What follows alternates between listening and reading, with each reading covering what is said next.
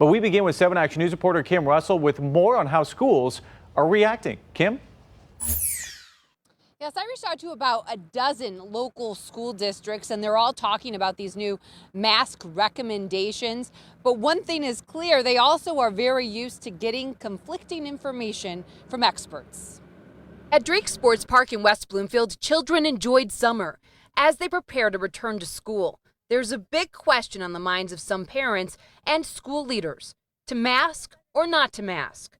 One grandma out with her grandchildren says she feels strongly it's time for children to unmask and see smiles. Just the kindness of another face. So for me, no, they're too young. She's grateful her grandson is in the Huron Valley School District in Milford, which right now is not planning to require students wear masks. Right now, the guidance is saying we recommend, and it's not an order. And that's because it's not contextualized to our specific community.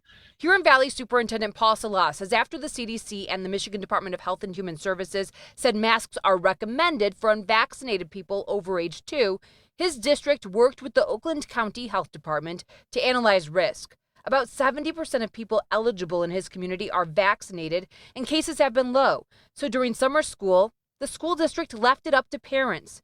There have not been problems. The story is similar in Novi. We haven't had any incidents of COVID crop up, so we feel very fortunate, and we think that's a good harbinger of what will happen this fall. Now that the American Academy of Pediatrics is recommending that all students older than 2 wear masks in schools, Novi and Huron Valley do not plan to make changes. Superintendent Salas says national recommendations don't necessarily apply to local realities. For example, with the Michigan Department of Health and Human Services and the CDC, they have to consider the entire country or the entire state. They don't know necessarily what our zip code is experiencing.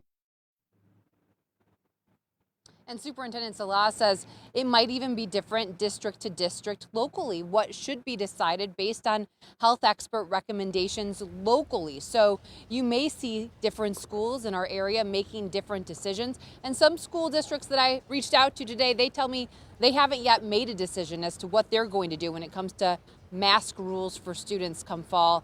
They know that a lot of parents have very strong and different opinions. Reporting live, Kim Russell, 7 Action News. A lot of decisions still to be made. All right, Kim, thanks for that live report.